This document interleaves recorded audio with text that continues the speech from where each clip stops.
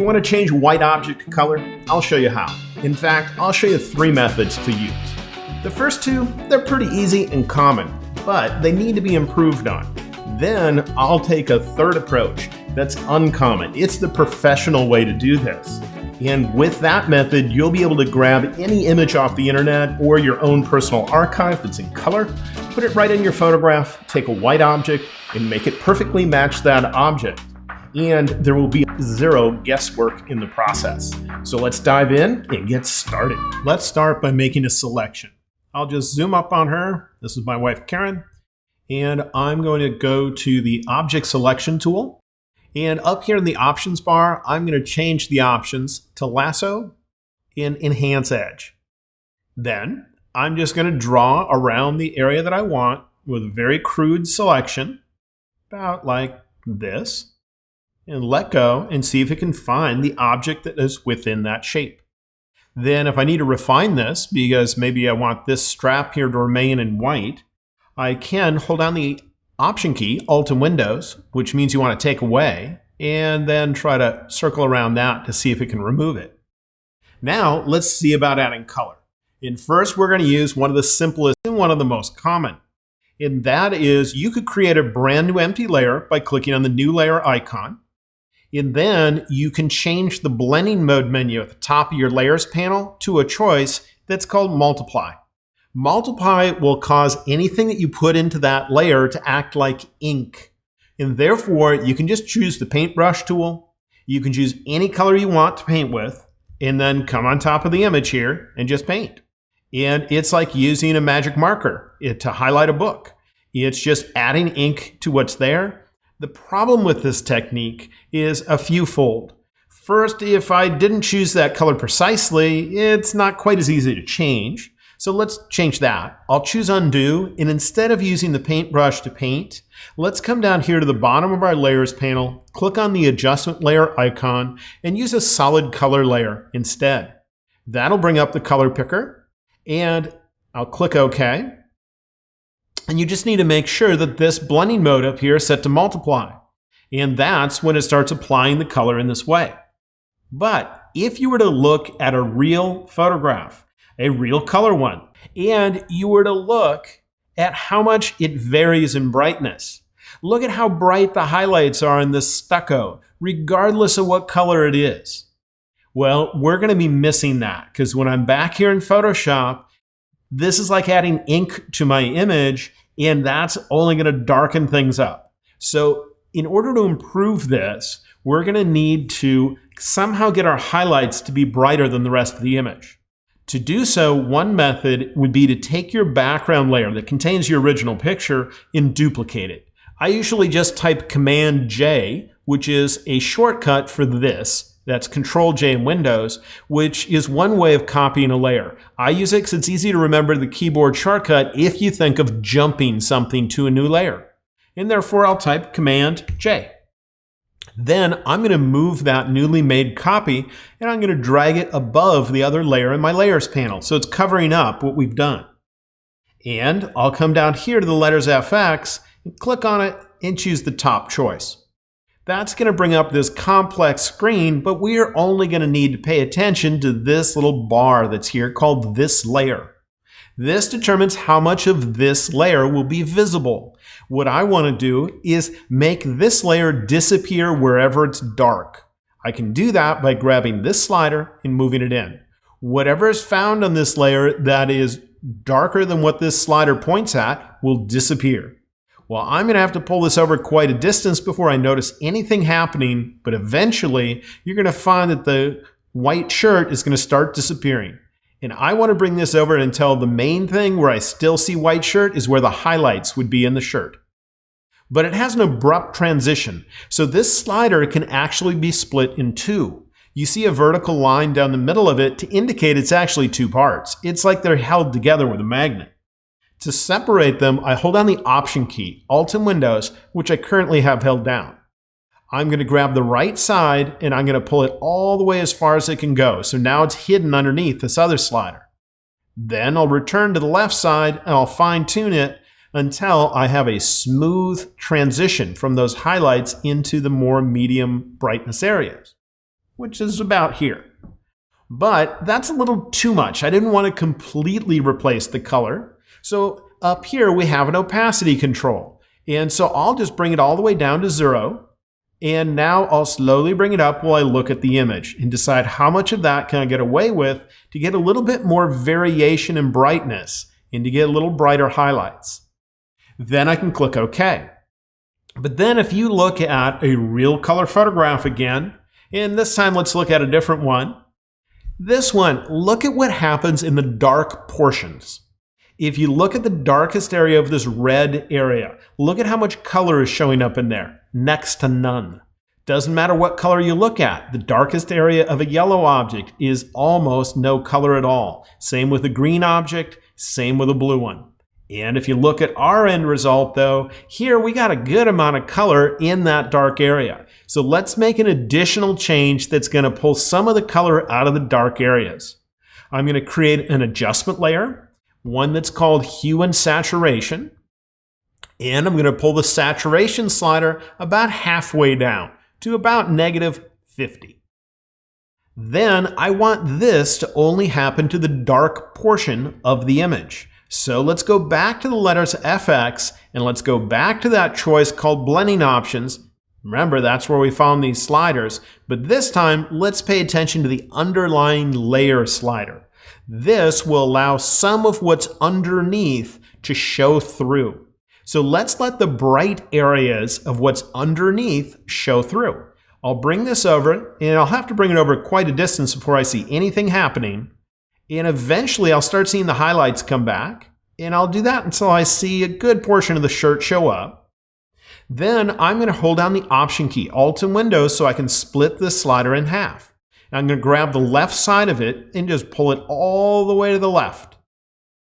Then I can grab the right side and fine tune it, and it's going to control how much that desaturating adjustment is going to extend into the brighter areas of the shirt. So I want to keep it mainly in the dark areas, maybe up about this high. And I'll click OK. The only problem is that adjustment is also affecting the rest of the image. And I only want it to affect that one area where the shirt is.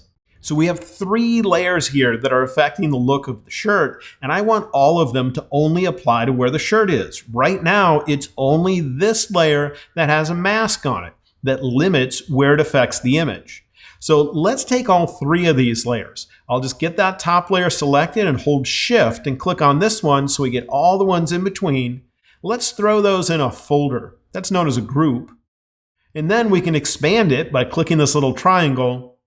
And now I can grab that mask and just drag it up to the group. Therefore, the mask now limits where all of these layers can appear, and therefore they can no longer affect the rest of the image.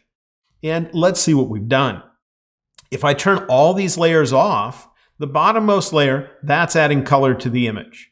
The one above it is bringing brightness back to the highlights. The one above that is limiting how colorful the shadowy areas are. And you can modify all of these. If I double click on this little color example, the swatch that's there, I'll get a color picker, and I could choose just about any color I want for her shirt. Then I could go to the Hue and Saturation adjustment layer, just click on it, not the mask, but the little icon that indicates the adjustment, and I could fine tune it to control how much of the color is being pulled out of those shadows. So that's the first technique where you use multiply mode and that ends up adding the color. Now let's look at an alternative technique. Let's hide this group that we made. Let's go back to working on the original image. And this time, let's use Hue and Saturation to do the work. I don't feel like making that selection of her shirt again. Sometimes you can go back to the select menu up here, and there's a choice called reselect, which will often bring back the last selection you have, but after a while it becomes unavailable. Well, if you had a selection that got turned into a mask, you can get the selection back. So in my layers panel right here is a mask that is masking her shirt. If I hold down the Command key, Control and Windows, I can click within that little thumbnail image and it's going to give me a selection based on the mask. Then I'm going to go to the bottom of my layers panel, and this time, instead of using multiply mode to apply something, we're going to do an adjustment layer called Hue and Saturation. With Hue and Saturation, there is a checkbox right here called Colorize, and that's going to attempt to push some color into our image. But it's not going to change the brightness of the image. So if you want something that is darker than white, you're going to have to bring the lightness slider down. And once you do, you can then bring saturation up to control how colorful you want it to be. And you can adjust the hue to choose exactly what color you'd like.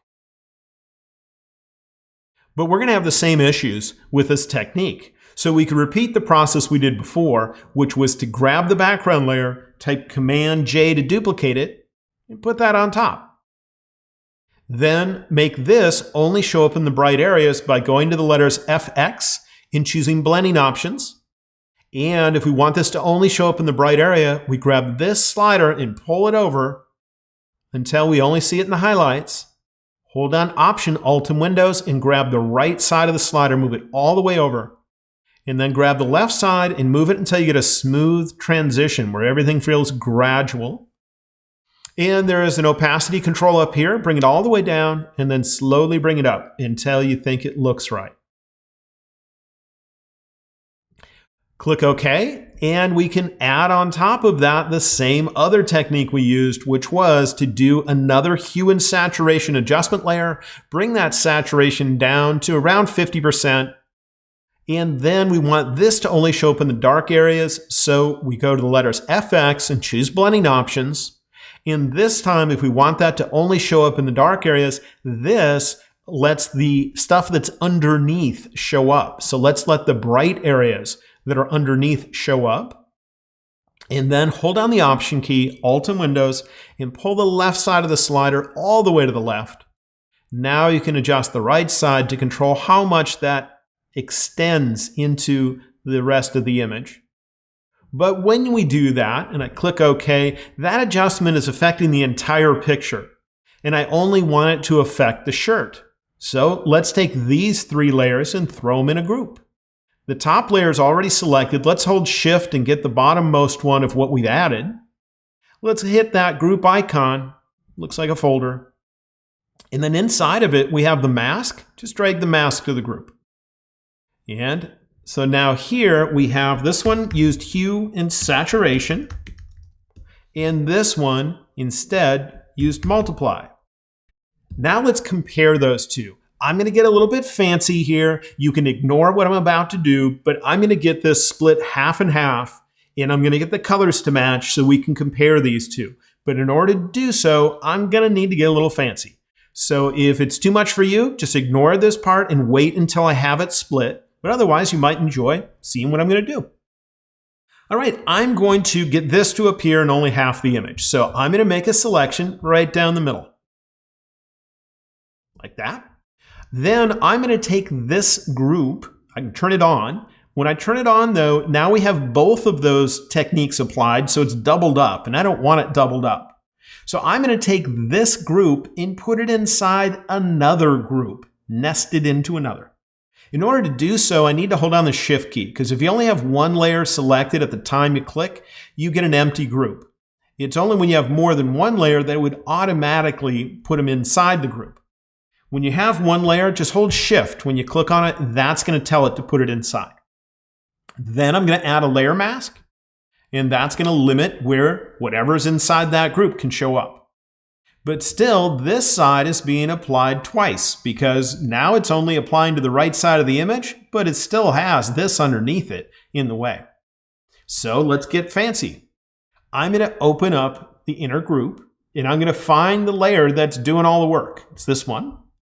And I'm going to tell this layer to forget about what's under it, to totally ignore what's under it instead of applying on top. I can do that as long as our original picture is sitting on the background layer. How do I do it? Well, with this layer active, I go to the letters FX, I choose blending options, and I find an option called knockout, and I set it to deep. Deep means knock through anything that's below you until you hit the background. Completely ignore those layers. Now I'm going to fine tune what we have here and try to get the two sides, the colors, to match. And so in this case, I'm just going to double click on this layer that's in multiply mode. And let's see if I can get it to look like this. I just clicked on it. I probably need to make it a little bit more saturated and a little bit lighter, but it might take me just a moment.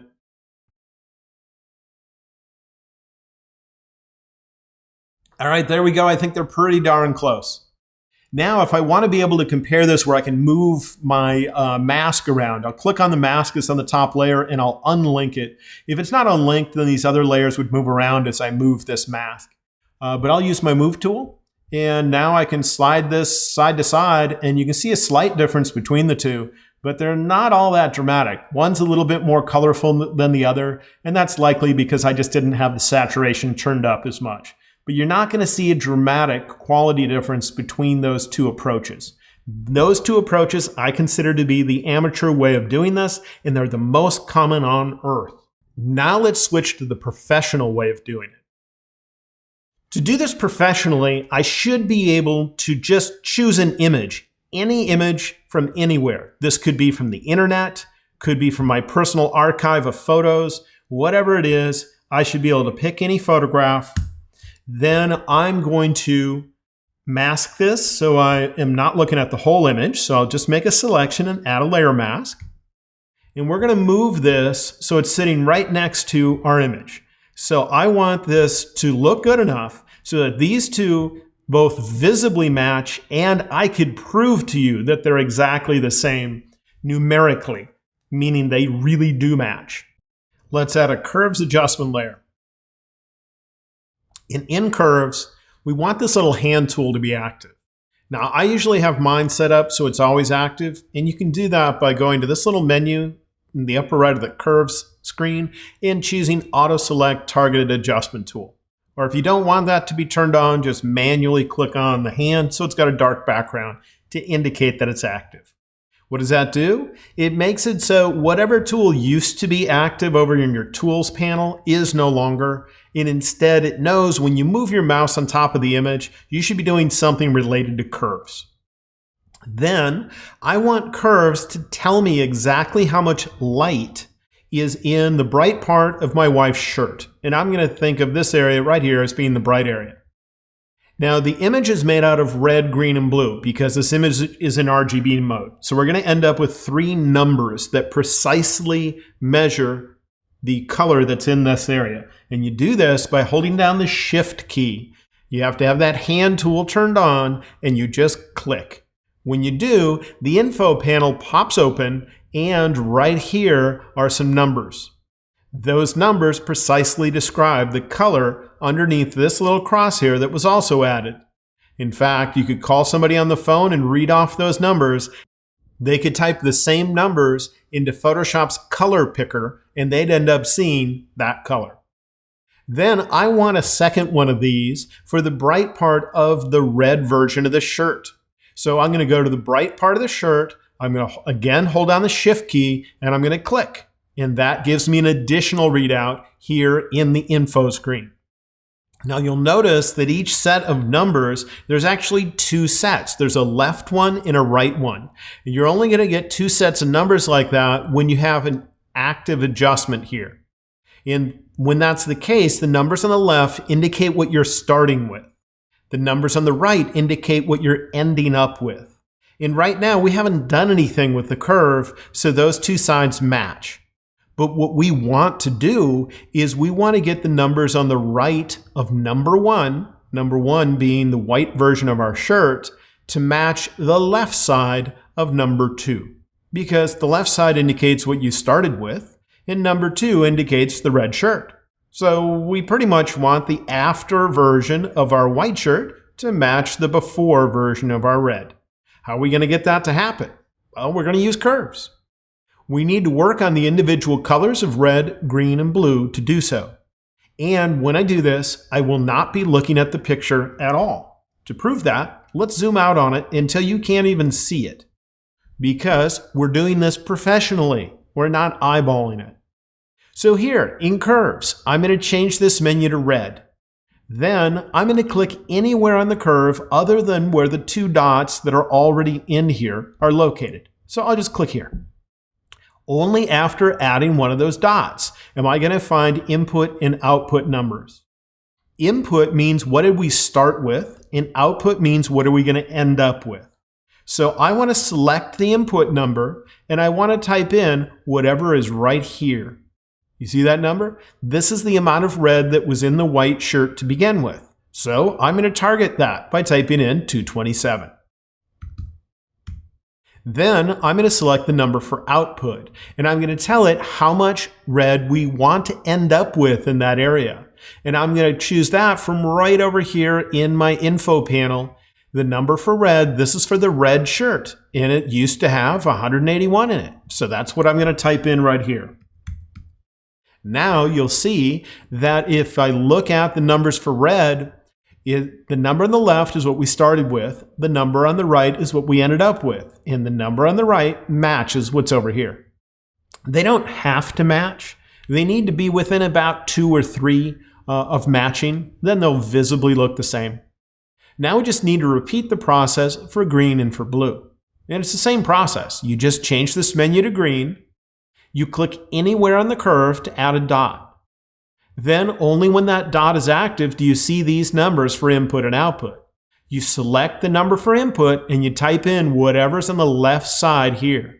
It's for green, so it's 224. Then you select output and you type in whatever it says over here.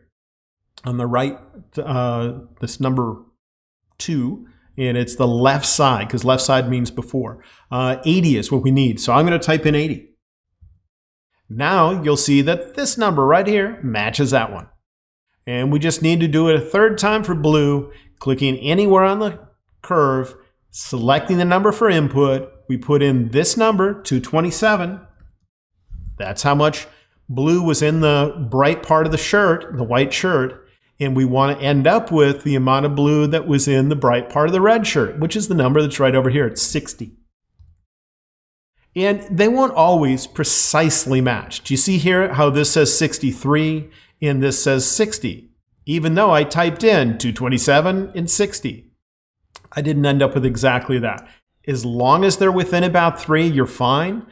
What you could do is attempt to move this up or down with the arrow keys, up, down, to get it to be closer, but it's not going to matter as long as it's within a couple digits. But just so they perfectly match, you can see now. Remember, readout number 1 was for the white shirt in the bright area. The numbers on the left is what we started with. The numbers on the right is what we ended up with. Over here, we have the color of the red shirt when we started. And you see these match. But the problem is we never isolated the shirt. So right now this adjustment is applying to the whole image. So if I zoom up, this image is going to look weird. I'm going to type Command 0. Oh man, look at that. That's because we never isolated our shirt. So let's isolate it. I'll just turn off this adjustment layer by turning off its eyeball. And let's click down there on the layer that contains our original picture. And let's get a selection. I'm going to go to the Object Selection tool, and I'm going to trace around the general area that I'm looking for. About like that. And see if it can make an OK selection. If it misses a few areas, I can always hold down the Shift key, Shift means add, and I can trace around the area that it missed. And do the same thing down here. And maybe the same up here. Sometimes it just can't handle it. And if that's the case, I'll zoom up and I'll turn on Quick Mask mode. You can do that on the left side of your screen, just below your foreground and background colors. Right there is the Quick Mask icon, or you can just type the letter Q. And that allows you to change your selection with painting tools. And it also gives you a better view of your selection, so you don't just have those edges moving. So I'll grab my paintbrush tool. I'm going to paint with white, and I'm going to make sure my brush has a relatively hard edge. I'll come up here and I'm just going to touch up that area right there. Then I got a little too far over, so I'm going to switch to painting with black and I'll just paint that in. And I'll touch up this area right over here. And any other area that needs touch up. Over here I need to add a little bit of whiteness to bring that in. but I think the selection's okay. We can always modify it later. I'm going to turn off Quick Mask mode by clicking the Quick Mask icon once again. And now I'm going to come up here to my Curves adjustment layer, and it's applying everywhere. I need to get it so that the area where her shirt is not is black in that mask. So I want to work on the exact opposite of what I currently have selected. So let's choose inverse, and then we can fill that area with black. I just need to make sure the mask on that layer is active. Then I can go Edit, Fill, and fill with black. Now if you look at my layers panel, you'll see the mask is mainly black, so the only area it can affect is the shirt. I can get rid of my selection, and then I guess I can zoom out. But now it doesn't quite look right. Some areas appear to be too colorful. In other areas, like the highlights, don't have enough color. Well, let's figure out why. All we need to do is go back to our curve. If you don't currently see curves up here, in your layers panel, you could click on the left side of the adjustment layer so this little curve is active. Then let's go and look at our curves. Because we weren't even looking at our picture when we were doing this, we were adjusting one area. Do you see this little dot? What we haven't done is adjust the rest of the curve, and that's what needs to be done. First, let's deal with the highlights. You notice where the brightest areas just don't have much color in them at all? Well, we need a little hint of color in there. If you compare it to my wife's shirt, you can see how much color is in those highlights. Well, all I need to do is the highlights are controlled by wherever you see white in the curve. Do you see this little bar at the bottom? White's on the right. So I'm going to grab the dot that's right above white. I'm working on the red curve, and I'm just going to pull it down until the entire curve becomes a straight line, or a straight diagonal line. It's no longer curved. Then I'm going to do the same thing for green, just pulling the dot from the upper right down until the line is straight instead of curved. Then I'm going to do the same thing for blue. And all I'm getting is a straight diagonal line. Now if you look at the highlights on the shirt, they look much more appropriate, more like the reference shirt. And the rest of the shirt looks not that bad. But I think the dark part of the shirt doesn't quite look right when I compare the two. If I look at the dark area here, there's nowhere near as much color as there is in the dark area over here. So what we're going to do now is we're going to adjust the dark area. And we're going to just repeat the process we just went through. What was it? Well, we had to have the hand icon active. I move my mouse over the area I'm thinking of, which I'll choose a shady area like this one right here. You hold down the Shift key and you click. That gives you an extra readout in the info panel. Then you go to the photo you want to match and you go to a shady area. I'm going to go to right here. You hold down the Shift key and you click, and it adds another readout so that now again, here it indicates what we're starting with, and over here is what we want as our end result. And just to let you know that I'm not looking at my picture and I'm not guesstimating what to do, now that I can't even see the image, we're going to make the entire change using just curves and these numbers. We're already on the blue curve, so I'll start there. I'm going to add a dot on the dark side of the curve. All that means is above one of these darker shades. I just want to make sure it's to the left of the dot we added previously. That means it's darker than that area. So anywhere in this range, I add a dot. Then we have input and output numbers. I just need to make sure I choose the right ones. Before we started with red and worked our way towards blue. We're doing the opposite now because we're already on blue. So when I go to input, instead of looking up here where red is, I need to start down here with blue. I just need it to match. So here we have the number 130. I'm going to type that in for input. Then we have the number for output, and I'm going to type in what I see over here for the sampler number 4. That's for the red shirt. We need 22. So I'll type in 22. And you can see that's what we ended up with right there. This is before, that's after, and our after matches the red shirt. Now we need to come up here to green and do the exact same thing. Add a dot in the dark range, anywhere in the dark range. For input, you want to type in how much green you started with. That's this number right here of 138. So I type in 138. And for output, I want however much green there was in the red shirt, and that's this number right here. I'm going to type in 33. It looks like I'm already there, so this number already matches. That was just by chance. Then I'm going to come up here to red. I need to add a dot on the dark side. Then here for input, I type in how much red we started with, which is 142. And over here, I type in how much red we want, which is the number from the red shirt, which is 82. And now, if you look, this, remember, indicates the dark area of the white shirt. This is the numbers we started with. These are the numbers we ended with. This set of numbers indicates what the red shirt had in the dark area. So do you see that they match precisely? And so now we can zoom up on our picture. And if zooming doesn't work with the keyboard shortcut, it's because you're typing in a number here in curves. Just press Return or Enter so it knows you're done typing the number, and then the plus sign will think about zooming in on your image. All right, now look at it. Those shirts are looking pretty darn close to matching. Now, if you want them to get them to really, really match, you'd adjust a third area, which is the overall brightness of the picture. Meaning we've done a bright area, we've done a dark area, you do a spot in between. You don't always need to do those, though. As long as you get the bright and dark, oftentimes you'll be really, really close. And you could just fine-tune it by eyeballing it. It's a personal choice. If you do this for a third area, because you really want it to be precise, what you want to do is just make sure the first area you adjusted was the brightest, second area was the darkest, and the third area should be somewhat in between. So don't go for anything brighter than this area or anything darker than that. So therefore, I could go for an area kind of like this, and I'd have to pick a similar area from the other image. In this case, though, I think we're close enough. And the other thing you can do to fine-tune this is two other things. Is you can set the menu in curves to RGB, and now you'll be affecting the overall brightness. If I grab the dot in the upper right and pull it down, that's going to affect the brightness of the brightest area. And overall, it'll darken the image.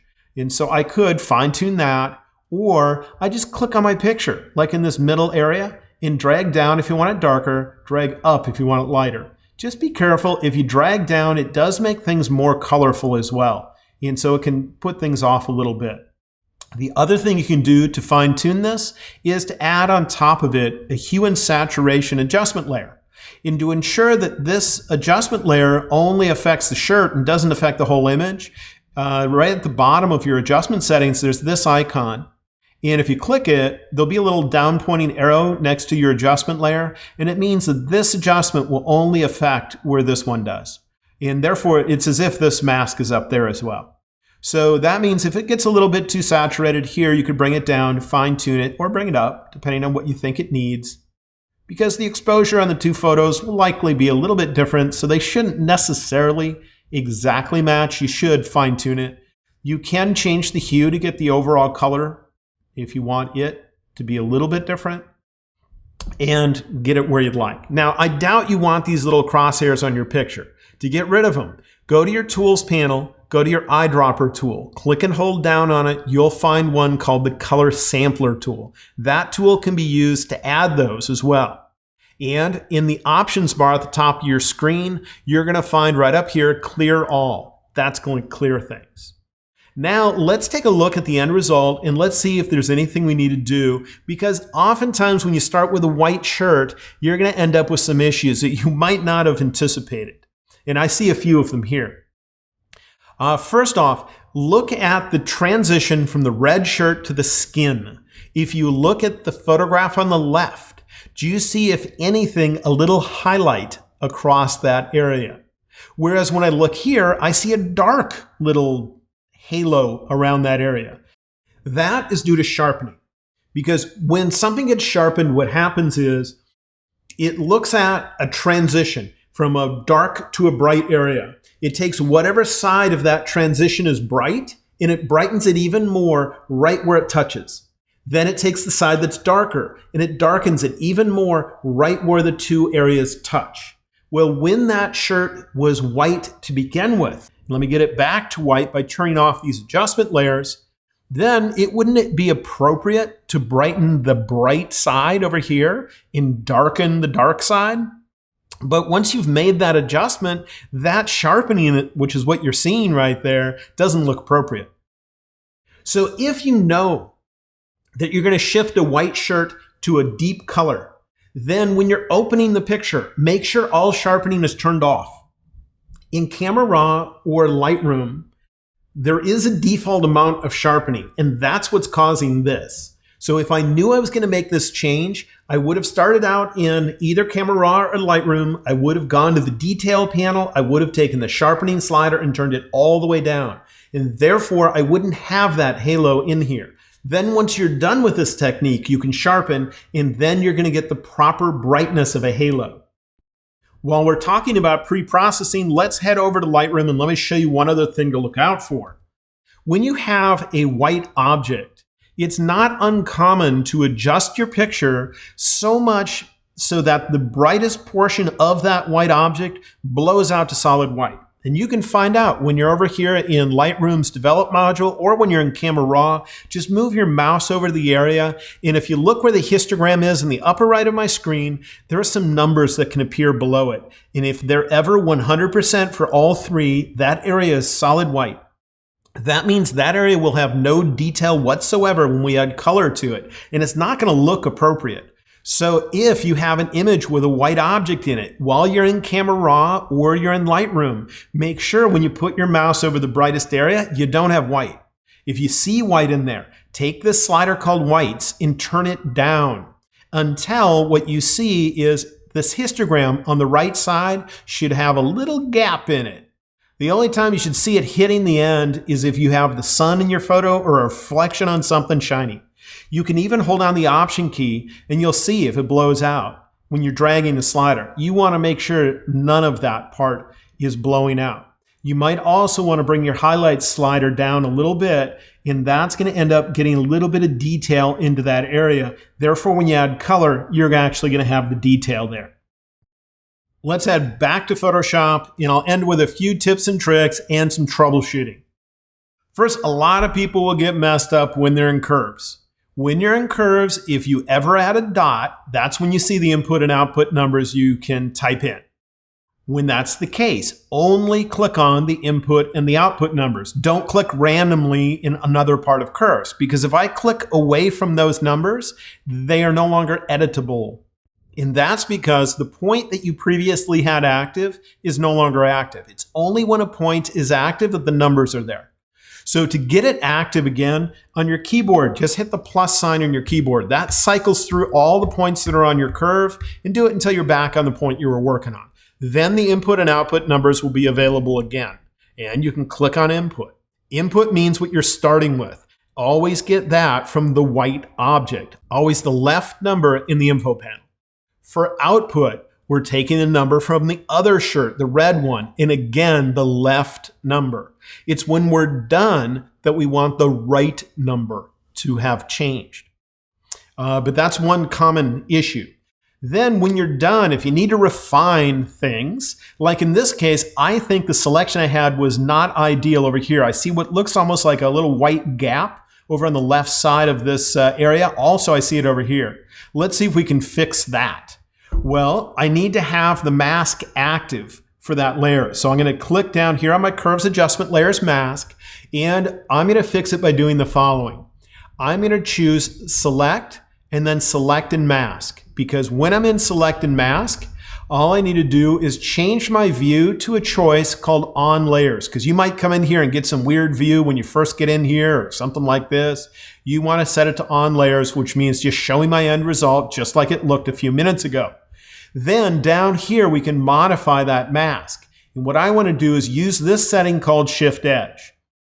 If I were to move it to the left, you're going to find a bigger gap in the image. Do you see where the white is? If I move it the opposite direction, it's going to shove it further the other direction. I'm going to push it that way until I don't see that white gap anymore. The problem is, when I did that, it went all the way around the entire image. And I don't need it around the whole image. Now around her shoes, it looks weird. So how can I apply a change like this selectively? Well, here's how you do it. You click OK. And then what you want to do is open a panel called the History panel. So here I'll go to the window menu and choose history to get it to pop open. And I need to click on this little camera icon. When you click the camera icon, if you were to scroll all the way to the top here, see how here's a little picture? That represents my original picture. And if I click the camera icon, there'll be an additional one of those. I got to scroll all the way to the top to see it though. Then, if I want to be able to paint that into my image, click on the little well that's just to the left of it. There. Now we've just loaded up a brush called the history brush. So it's going to paint with what the image looks like right now. But I don't want that to be everywhere, so I'm going to scroll to the very bottom of my history panel and just go one step back. That's the equivalent to choosing undo, to say undo that change to my mask. Now, let's go to our tools panel over here on the left side. Right here is the history brush. That looks just like the icon that I saw on that panel. And now, as long as I have that mask targeted, look, I can just come in here and paint in the change we had made to that mask. But instead of getting it to apply everywhere, I'm getting it to apply only where I choose. And it's only if I apply it like somewhere over here, like where a shoe is, her shoe is, that it wouldn't look good. So I need to choose each area where I think that would be appropriate. If you also want to know how to change any black object to any color you want, then just check out this video and you can find out how. I'm Ben Wilmore. I'll see you next time.